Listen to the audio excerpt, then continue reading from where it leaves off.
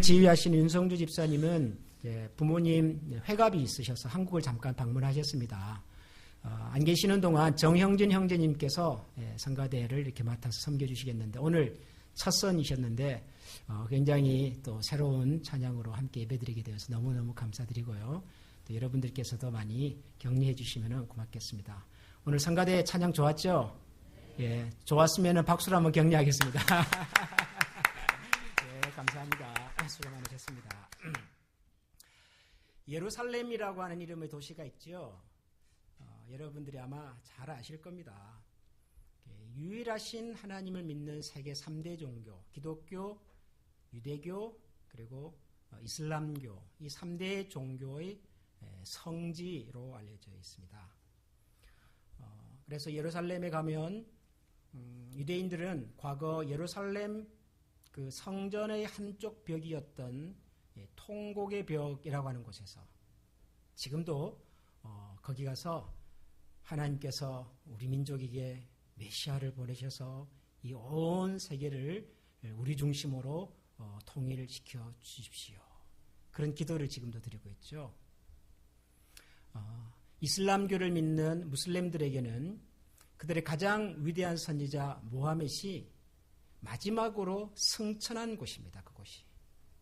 그것을 기념하는 사원이 있고요. 그래서 평생 예루살렘에 있는 그 위대한 선지자 모하멧이 승천한 사원에서 예배 한번 드리는 것이 그들의 평생의 소원입니다.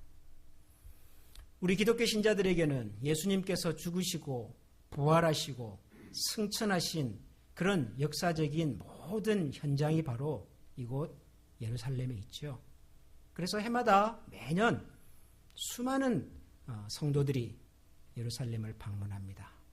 그들이 믿는 하나님을 예배하고 그 하나님의 말씀을 따라서 경건하게 살고자 노력하는 성지 예루살렘.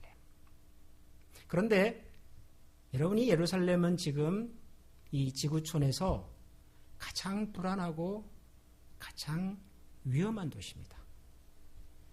지금도 예루살렘에서는 거기에 살고 있는 주민들끼리 서로 충돌하고 다투고 때로는 목숨을 잃기도 하고 그리고 이 도시 예루살렘을 둘러싸고 있는 이스라엘과 아랍의 여러 나라들이 여전히 군사적으로 대치하고 있습니다. 예루살렘이라고 하는 이 도시의 뜻은 평화의 도시입니다. 살렘이라고 하는 것은 평화입니다. peace. 예루살렘, 예루샬라임, 평화의 터전, 평화의 도시 그런 뜻입니다. 그런데 평화의 도시라는 이름을 가지고 있는 이 도시가 지금 전 세계에서 가장 평화롭지 못한 도시입니다.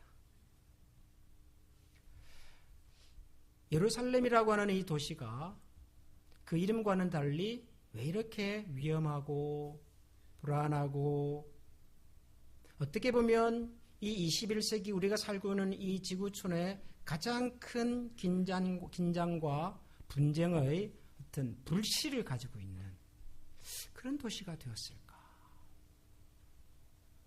원래부터 이 도시는 그런 도시였을까?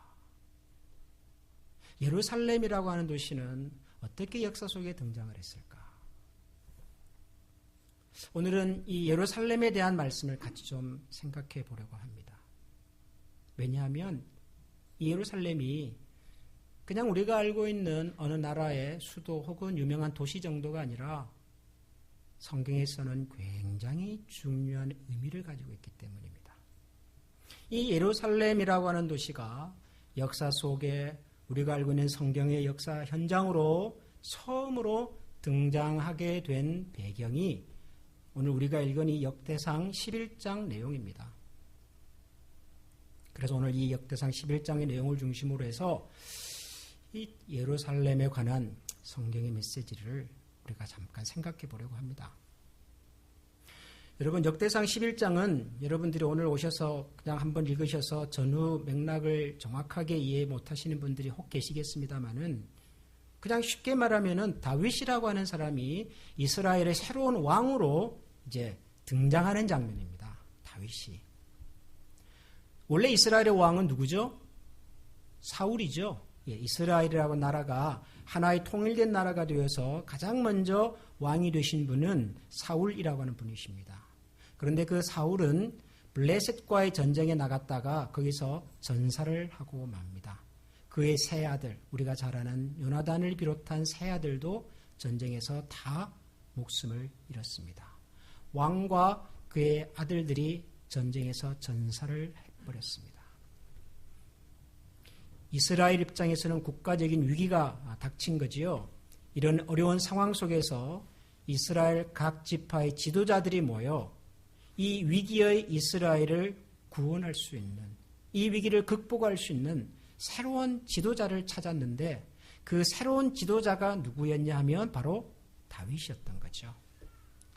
그 당시 다윗은 자기 출신 지파인 유다 지파들이 머물고 있었던 지역에서 유다 지파 사람들과 함께 생활을 하고 있었습니다.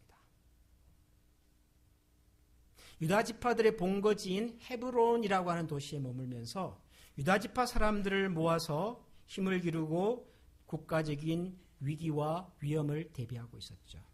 그곳으로 이스라엘의 여러 지도자들이 찾아가서 다윗을 이스라엘의 왕으로 세웠습니다.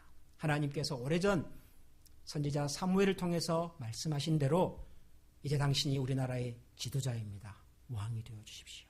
그래서 다윗에게 기름을 붓고 다윗을 이스라엘의 지도자로 이제 세운 장면입니다. 굉장히 역사적인 장면이죠. 그래서 다윗이 공식적으로 이제 이스라엘의 왕이 되었습니다. 사무엘 선지자가 오래전 자기 아버지 집을 찾아와서 다른 형들 다 놔두고 막내인 자기에게 기름을 부어서 너가 이스라엘의 지도자가 될 거다라고 말씀해 주셨던 그날 이후로 약 13년이나 흘렀습니다. 13년 만에 드디어 공식적으로 다윗이 이스라엘의 왕이 된 겁니다. 이스라엘의 왕이 된 다윗이 가장 먼저 한 일이 무엇이었을까요? 이 혼란한 이 상황 속에서 이스라엘이 블레셋과의 전쟁에서 우리 편 지도자가 죽었습니다. 전쟁에서 졌다 그 말이죠. 나라가 심각한 위기를 맞았습니다. 이런 혼란하고 위험한 상황 속에서 이스라엘의 새로운 지도자 왕이 된 다윗이 가장 먼저 한 일이 뭘까요? 여러분 같으면 가장 먼저 뭐부터 하셨겠습니까? 지금 전쟁을 하고 있는데 전쟁이 불리하고 백성들은 지금 굉장히 사기가 떨어져 있고 이런 상황으로는 한 나라를 이끌고 갈 수 있는 그런 분위기가 전혀 만들어지지 못한 상황 속에서 여러분이 만약 그런 나라의 지도자가 됐다면 여러분은 가장 먼저 뭐부터 하시겠습니까? 아마도 사람들 모아가지고 여러분 용기를 내십시오.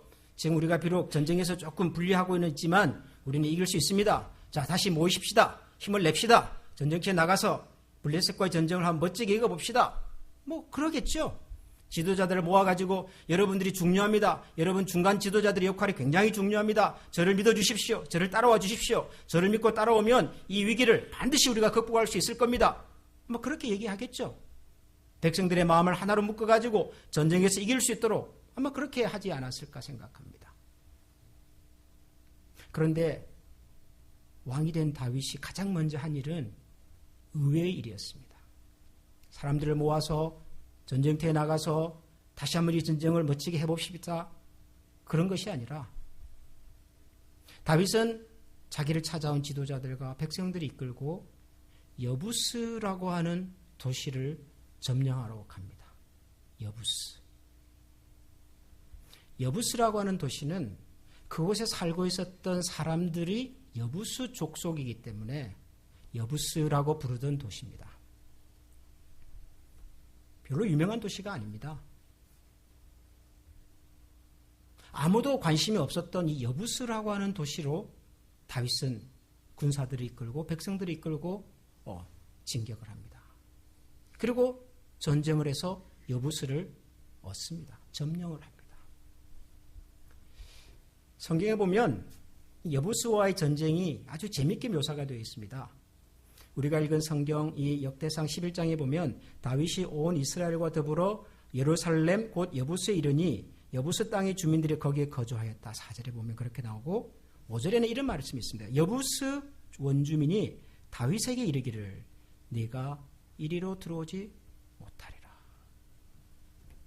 여부스 주민들이 지금 군대를 몰고 이끌고 온 다윗을 향해서 뭐라고 말했다고요? 너는 여기에 올라올 수 없어. 이렇게 얘기를 했다는 거예요. 이 분위기가 잘 안 느껴지죠? 이게 무슨 얘기인지. 이 당시 상황을 묘사하고 있는 또 다른 성경이 있습니다. 이스라엘 역사를 기록하고 있는 성경이 역대기 말고도 하나 더 있다 그랬죠. 사무엘 하에 보면 그 당시 상황을 묘사를 하는 내용이 이렇습니다. 사무엘하 5장인데요. 왕과 그의 부하들이 예루살렘으로 가서 그 땅 주민 여부스 사람을 치려하며 그 사람들이 다윗에게 이르되 네가 결코 이리로 들어오지 못하리라. 이까지는 똑같죠. 그 다음에 뭐예요? 맹인과 다리 저는 자라도 너를 물리치리라. 허허. 맹인과 시각장애를 가진 사람 혹은 다리를 저는 사람, 신체의 장애를 가진 사람, 한마디로 말하면 뭐죠? 정상적으로 이렇게 전쟁 활동을 수행하기 어려운 사람, 신체적으로 좀 부족함이 있어서 전쟁터에 나가서 제대로 싸울 수 없는 사람, 이런 사람조차도 충분히 너를 막아낼 수 있다. 그런 얘기예요. 이해가 되세요? 제가 설명을 잘 못하는가 보네요. 여러분들이 전혀 이해가 안 되는 표정이네요. 더 쉽게 말하면 뭐예요? 아무리 너희들이 애를 써도 우리의 뭐가 안 된다? 상대가 안 된다. 그런 얘기예요, 이게. 다윗이 지금 군대를 이끌고 왔는데요. 예? 이스라엘이 비록 블레셋하고는 전쟁에서 졌지만 여부스라고 하는 도시하고 생각하면요. 이거는 정말 말 그대로 상대가 안 되는 게임이에요. 다윗이 누구예요, 여러분? 골리앗을 물리친 이스라엘의 가장 위대한 전사라요, 전사예요. 이 다윗이 군대를 이끌고 지금 이 조그마한 도시 여부스를 지금 함락하려고 왔는데 여부스 안에 사는 사람들이 뭐라고 그래요? 다윗을 보고 너희는 우리의 상대도 안 된다. 어느 정도로요? 야, 우리 쪽에서는 시각의 장애를 가지고 있고 신체 장애를 갖고 있는 선수 몇 사람만 보내도 너희 정도는 충분히 막아낼 수 있다. 이렇게 얘기를 했다는 거죠. 아, 이 어마어마한 자신감. 다윗과 그의 군대들을 보면서. 근데 여부스 사람이 이렇게 말할 만한 이유가 있었어요. 왜냐하면 이 여부스 사람이 살았던 이 여부스라고 하는 이 도시, 나중에 이제 예루살렘이라는 이름으로 바뀌지만 이 도시는요, 대단한 도시예요. 어떤 대단한 도시냐 그러면 여러분 이게 고대 예루살렘의 지형을 여러분들에게 잠깐 보여주는 건데요. 이 도시가 해발 800m의 고지에 있습니다. 그리고 지금 이 도시를 보면 그 주변으로요 이렇게 깊숙이 파여 있죠. 이게 다 골짜기예요, 골짜기. 그러니까 도시의 삼면, 동서, 남쪽이 다 골짜기예요. 성경을 읽다 보면 여러분 이런 이름의 골짜기들을 들어볼 겁니다. 기드론 골짜기, 흰놈의 골짜기, 이런 골짜기 들어보셨죠? 이게 다 예루살렘을 중심으로 둘러싸고 있어요. 쉽게 말하면 강이 흐르고 있는 거예요. 삼면으로. 그리고 뒤쪽은 산이에요, 산. 이 산이 시온산입니다. 그러니까 여기 있는 사람들은 동서남북은 막을 필요가 없어요. 아예 못 들어와요. 어떻게 골짜기를 건너옵니까? 그랜드 캐년을 누가 건너가요? 그럼 내버려둬요, 거기는. 북쪽만 막으면 돼요. 북쪽에 성을 하나 딱 만들어 놓고 북쪽에서 들어온 사람만 딱 막아내면 돼요. 천혜의 요새예요. 여기 살았어요, 사람들이. 그래서 자신감 있게 나가는 거예요. 아무리 너희들이 우리를 공격해봐라. 우리를 이길 수 있는지. 그랬는데 이겼어요? 못 이겼어요? 이스라엘 백성이 이기지요. 요압이라고 하는 장군이 올라가서 북쪽에 있는 시온상을 점령합니다. 그리고는 여부스를 점령합니다. 그리고 그곳에 시온성을 다윗성이라고 하는 이름으로 부르고 그때부터 다윗이 이곳에 정착을 합니다. 근데 여러분 이 내용이 왜 중요할까요? 다윗이 전쟁을 한두 번 했습니까? 다윗이 전쟁에서 얻은 도시가 한두 개입니까? 다윗이 전쟁을 해서 얻은 도시들을 이렇게까지 설명하지 않습니다. 거기 누가 살았고 전쟁을 할 때 어떤 일이 일어났었고 그거 하지 않아요. 그냥 전쟁을 했는데 어느 도시 뭐 시글락과 시돈과 두로를 뭐 어떻게 했다 그 정도지요. 이렇게 자세하게 묘사하지 않습니다. 그런데 유독 이 여부수 전투를 성경은 굉장히 자세하게 설명을 합니다. 무엇보다도 중요한 것은 다윗이 왕이 되고 난 다음에 가장 먼저 이 일을 했다는 거예요. 다윗이 이스라엘의 지도자가 되고 난 다음에 가장 먼저 이 일을 했다는 거예요. 여부수를 점령했다는 거예요. 왜 그랬을까요? 왕이 된 다윗이 가장 먼저 왜 이거부터 했을까요? 여러분, 왕이 된 다윗이 가장 먼저 뭔가를 했다면 그 일은 그 사람에게 있어서 아마 굉장히 중요하거나 의미가 있는 일이어야 돼요. 여러분, 그렇죠? 우리 트럼프 대통령이 미국의 대통령이 딱 되셨어요. 대통령이 되자마자 백악관에서 제일 먼저 행정명령에 서명을 딱 해요. 그리고 그것을 다 보여줘요. 제가 미국의 대통령이 되어가지고 가장 먼저 서명한 행정명령입니다. 다 보여줘요. 그게 뭐예요? 멕시코에 제가 큰 장벽을 세우겠습니다. 그러잖아요. 그러면 우리는 알아요. 우리의 지도자는 앞으로 무슨 일을 할 사람인지, 저분이 가지고 있는 정치적인 철학은 어떤 것인지 우리가 그걸 아는 거예요. 왜 하필이면 제일 먼저 그 일부터 할까요? 적어도 그분에게는 그것이 굉장히 중요한 문제라고 생각을 하니까 그런 거예요. 내가 이 나라의 지도자로 있는 동안 내가 이 문제만큼은 반드시 해결하겠습니다라고 하는 의지를 보여주는 거라고요. 이해가 되시죠? 그러면 다윗이 왕이 되고 난 다음에 가장 먼저 쉽게 말하면 행정명령에 사인을 했어요. 그게 뭐예요? 여부수를 점령하라. 여부수를 점령하라는 거예요. 여부수를. 왜 그랬을까요? 여부수가 뭐길래? 여부수를 점령하고 나중에 이름이 다윗성으로 바뀌었다가 다윗이 나중에 통합된 이스라엘에 이제는 분명한 확실한 왕으로서의 지도력이 갖추어졌을 때 그때 이름을 바꿉니다. 뭐라고 바꿔요? 그게 예루살렘이에요. 예루살렘. 평화의 도시 예루살렘. 다윗이 여부수를 점령하고 이름을 예루살렘으로 바꾸고 그 예루살렘에 심혈을 기울여서 한 일이 뭐였을까요? 그게 바로 예루살렘에 성전을 세우는 것이었습니다. 성전. 예루살렘에 성전을 세우는 것이었습니다. 여러분이 역대기라고 하는 성경은 참 묘하다고 그랬습니다. 제가 지난주에 역대기에 대한 설명을 제가 좀 길게 드렸는데요. 여러분들이 얼마나 이해를 하셨는지 모르겠지만 역대기는 참 이상한 성경입니다. 왜 이상하냐 그러면 역대기는 이스라엘의 왕들의 역사를 기록하고 있습니다. 이스라엘의 왕들은요, 남북을 다 합치면 무려 40명이 넘습니다. 그 40명의 역사를 기록으로 남겼습니다. 그런데 역대기라는 성경을 읽어보면은 전체 기록의 절반이 두 사람에 대한 얘기입니다. 다윗과 솔로몬. 역대기라는 성경이 역대상, 역대하를 다 합치면 무려 69장 정도 됩니다. 굉장히 긴 성경입니다. 역사책입니다.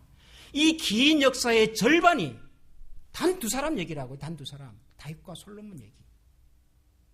그런데 다윗과 솔로몬의 얘기를 다 들어보면요, 이것도 굉장히 이상해요. 다윗과 솔로몬 이야기 대부분이 뭐냐 그러면은 성전 얘기예요. 성전 얘기. 다윗은 무슨 얘기를 기록하고 있냐 그러면 다윗이라고 하는 사람이 이스라엘의 왕이 되어서 성전을 짓기 위해서 얼마나 노력을 했는지 모른다. 그가 성전을 건축하기 위해서 이런 준비를 했고 이런 준비를 했고 이만큼 준비를 해놨다. 이게 다윗에 대한 이야기 대부분이에요. 솔로몬은요, 솔로몬은 왕이 되고 난 다음에 자기 아버지 다윗이 성전을 건축하기 위해서 준비한 이 모든 것들을 가지고 하나님의 성전을 이렇게 지었단다. 이렇게 훌륭하고 이렇게 멋지게 성전을 지었단다. 이것이 솔로몬 얘기에 대한 대부분이에요. 이스라엘의 역사를 얘기하는데 다른 사람들 다 놔두고 다윗과 솔로몬 얘기를 중심에 두었습니다.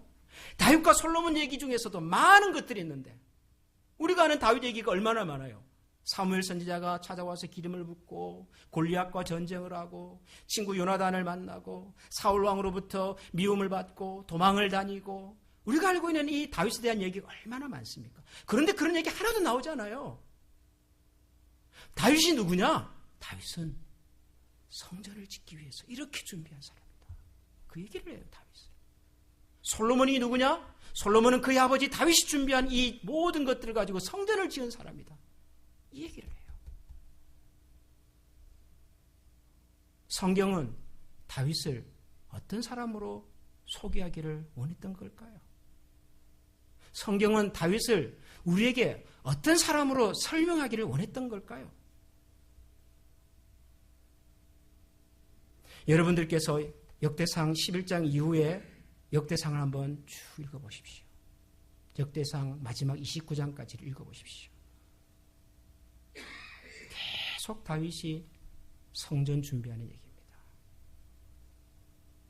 그러다가 역대상 26장에 가면 드디어 다윗이 성전 준비에 필요한 모든 것들을 다 갖춰놓고 그가 마지막에 하나님께 기도하는 내용이 나옵니다.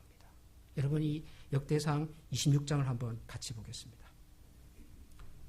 역대상 29장이네요. 19장. 16절부터 19절을 제가 한번 빠르게 읽어보겠습니다. 여러분 눈으로 따라와 주십시오. 우리 하나님 여호와여, 우리가 주의 거룩한 이름을 위하여 성전을 건축하려고 미리 저축한 이 모든 물건이 다 주의 손에서 왔사오니 다 주의 것입니다. 나의 하나님이여, 주께서 마음을 감찰하시고 정직을 기뻐하신 줄을 내가 아나이다. 내가 정직한 마음으로 이 모든 것을 즐거이 드렸사오며 이제 내가 또 여기 있는 주의 백성이 주께 자원하여 드리는 것을 보오니 심히 기쁩니다. 우리 조상들 아브라함과 이삭과 이스라엘의 하나님 여호와여, 주께서 이것을 주의 백성의 심중에 영원히 두어 생각하게 하시고 그 마음을 준비하여 주께로 돌아오게 하시오며 또 내 아들 솔로몬에게 정성된 마음을 주사 주의 계명과 권면과 율례를 지켜 이 모든 일을 행하게 하시고 내가 위하여 준비한 것으로 성전을 건축하게 하옵소서 하였더라. 다윗이 성전 건축에 필요한 모든 것들을 다 준비해 놓고 마지막에 드린 기도입니다. 기도의 내용은 아주 간단해요. 하나님, 제가 지금 하나님의 성전을 건축하기 위해서 이만큼 지금 준비를 했습니다. 그런데 이 모든 것이 하나님께서 주신 것입니다. 하나님으로부터 왔습니다. 그렇게 먼저 얘기를 합니다. 그러고 난 다음에 다윗은 또 이렇게 얘기를 합니다. 하나님, 제가 하나님께서 주신 이 모든 것을 가지고 지금 하나님의 성전을 건축하기 위해서 지금 다 드렸습니다. 저만 드린 것이 아니라 우리 백성들도 하나님의 성전을 건축하기 위해서 자원하여 willingly 자원하여 이렇게 드린 것을 하나님 보십시오. 얼마나 기쁜지 모르겠습니다. 하나님이 주신 것으로 하나님의 성전을 지금 짓기 위해서 드렸는데 그것이 자기는 너무 기쁘대요. 나 같은 사람에게 이런 기회를 주셔서 이런 엄청난 물질을 주셔서 이 모든 것으로 하나님의 성전을 세우는 일에 참여하게 해주셔서 자기는 그것이 너무 기쁘대요. 너무 좋습니다. 하나님. 그리고 난 다음에 그가 마지막으로 드린 고백이 저는 더 멋져요. 하나님 보십시오. 지금 여기 이렇게 많은 것을 모아두었습니다. 이렇게 많은 것을 저와 우리 백성들이 하나님께 드립니다. 그런데 하나님, 이 모든 것으로 나의 아들 솔로몬을 통하여 하나님의 성전을 완성하여 주옵소서. 다윗은 그렇게 기도합니다. 다윗은 하나님의 성전을 건축하기 위해서 평생을 심혈을 기울여 왔어요. 자기에게 주어진 모든 기회와 모든 능력을 모아서 하나님의 성전을 세우는 이 일에 집중했습니다. 그 하나님의 성전을 세우는 첫 단추가 뭐였냐면 그게 바로 여부수였어요. 예루살렘. 왜냐하면 다윗은 이스라엘의 왕이 되면서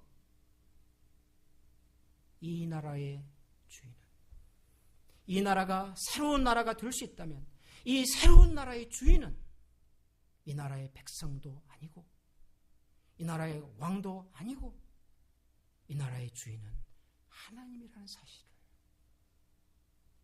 그가 알았기 때문에 이스라엘이라고 하는 나라가 하나의 국가와 하나의 민족과 하나의 운명으로 하나님 앞에서 다시 발돋움할 수 있다면 그 시작은 백성들이 몰려와가지고 나를 이스라엘의 왕으로 세워줘서도 아니고 내가 옛날에 사무엘 선지자에게 기름을 부어받았던 아주 특별한 리더십을 가지고 있는 사람이라서도 아니라 이 민족과 이 나라가 하나님 앞에서 새로운 민족과 새로운 운명과 새로운 나라로 시작할 수 있다면 그 출발은, 그 근거는, 그 기초는 하나님 앞에서 하나님이 우리의 진짜 주인이 되시는 하나님이 다스리시는 그 나라로 시작할 때 가능하다고 믿었기 때문에 그래서 왕이 된 다윗은 정치적으로, 경제적으로, 외교적으로, 군사적으로 왕으로서 해야 될 수많은 문제들이 있었겠으나 그럼에도 불구하고 가장 먼저 여부수로 찾아가서 하나님을 섬기고 하나님을 중심으로 백성들의 마음을 하나로 모아낼 수 있는 하나님의 성전의 기초를 세우는 이 일에 자기의 인생을 건 거죠. 나중에 하나님께서 다윗의 이런 모습을 보고 다윗을 이렇게 묘사합니다. 다윗이라는 사람, 그 사람은 어떤 사람이냐? 다윗은 내 마음에 합한 사람. 요즘 성경에는 내 마음에 맞는 사람, 그렇게 설명을 합니다. 하나님께서 다윗을 향하여 저는 내 마음에 맞는 사람이다. 여러분, 하나님의 마음에 맞는 사람은 어떤 사람일까요? 아니, 제가 이렇게 한번 설명해 드려볼게요. 여러분 중에 여러분 마음에 맞는 사람이 있으시죠? 예. 하나 그 사람 생각하면 그냥 그 사람하고 마음이 너무 잘 맞아. 그런 사람이 있죠? 무슨 얘기를 해도 신이 나고, 그죠? 그런 사람하고는. 무슨 얘기를 해도 재미가 있고, 내 모든 것을 다 보여줘도 전혀 부담이 안 돼요. 여러분, 그런 사람이 있으시죠? 내 마음에 맞는 사람. 저도 제 마음에 맞는 사람이 있어요. 제 마음에 맞는 친구가 있어요. 저는 그 친구를 생각하면 마음이 좋아요. 저는 아마 제가 만약에 아주 심각한 어려움을 만나면 우리 가족 말고 가장 먼저 저는 그 친구에게 연락할 것 같아요. 왜냐하면 그 친구는 어떤 상황에서라도 내 마음과 내 상황을 알면 반드시 달려와서 나를 도와줄 것 같아서. 저는 정말 그런 생각이 들어요. 아마 반대로 저도 그럴 것 같아요. 만약에 그 친구가 어떤 어려움이 있어서 긴급하게 저에게 도움을 요청하면 전 당장이라도 갈 것 같아요. 제 마음에 맞는 사람이니까요. 그래 좋아요. 그 친구를 생각하면. 그런 친구하고 멀리 있어서 아쉽고 좀 가까이 있으면 좋겠다. 이런 생각이 늘 있어요. 마음에 맞으니까요. 하나님이 다윗을 그렇게 설명하셨습니다. 저는 내 마음에 맞는 사람이다. 여러분, 이것보다 더 큰 칭찬이 있을까요? 하나님께서 우리를 보고 야, 저 친구는 참 내 마음과 맞아. 그렇게 얘기해 주시면 그것보다 더 큰 칭찬이 있을까요, 여러분? 저는 없을 것 같아요. 하나님이 다윗을 그렇게 설명하셨습니다. 저는 내 마음에 맞는 사람. 뭘 보고 맞는 사람이라고 하셨어요? 다윗은 왕이 되면서 자기가 해야 될 가장 중요한 일은 백성들과 함께 다시 하나님을 중심으로 백성들의 마음을 모아 다시 하나님 앞으로 하나님이 우리의 진짜 주인이 되시고 하나님의 지혜와 하나님의 다스리심이 우리 가운데 나타날 수 있으며 우리 민족에게 희망이 있다고 봤기 때문에 여러분, 그래서 이 역대상 11장 오늘 우리가 읽은 이 구절의 마지막 구절이 굉장히 의미가 있어요. 9절 말씀을 여러분 다시 한번 보시겠어요? 11장 9절 말씀 우리 한번 다 같이 읽어보겠습니다. 시작. 만군의 여호와께서 함께 계시니 다윗이 점점 강성하여 가니라. 만군의 여호와께서 함께 하시니 다윗이 점점 강성하여 가더라. 저와 여러분 인생의 성공과 실패의 비결이 어디에 있을 것 같습니까? 하나님을 믿지 않는 사람이라면 그렇게 설명할 수 있어요. 배경, 학력, 실력, 능력, 부모, 그런 것으로 다 설명하셔도 돼요. 우리는요, 하나님을 믿는 우리는 만약 우리가 뭔가에 성공했다면 그 성공을 어떻게 설명할 수 있을까요? 만약 우리가 뭔가에 실패했다면 그 실패는 어떻게 설명할 수 있을까요?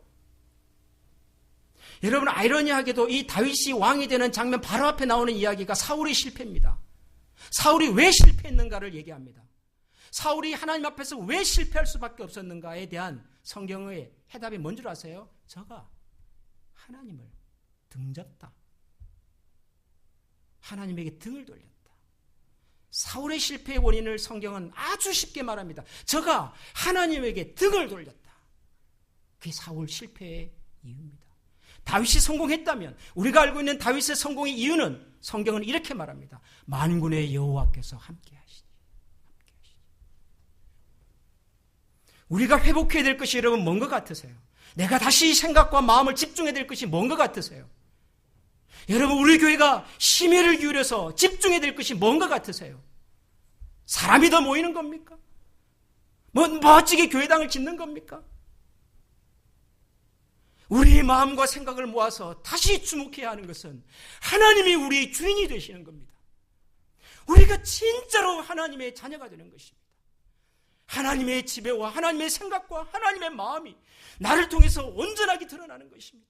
그 앞에 절대적으로 순종하는 것입니다.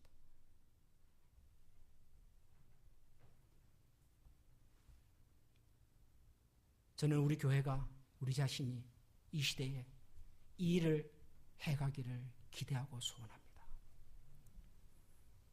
저는 우리 모두가 굉장한 사람으로, 성공적인 인생으로, 나중에 많은 사람들에게 대단했다는 얘기를 듣는 사람으로가 아니라 언젠가 우리가 하나님 앞에 설 때 하나님께서 우리를 보시고 저 친구 내 마음에 맞았어.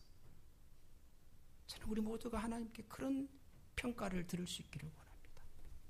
여러분이 어떻게 사셨어도 하나님께서 저와 여러분을 보시고 우리 교회를 보시고, 한미교회 부족한 것도 많고 서툰 것도 많고 그랬지만 그래도 나는 그 교회를 생각하면 내 마음이 좋았어.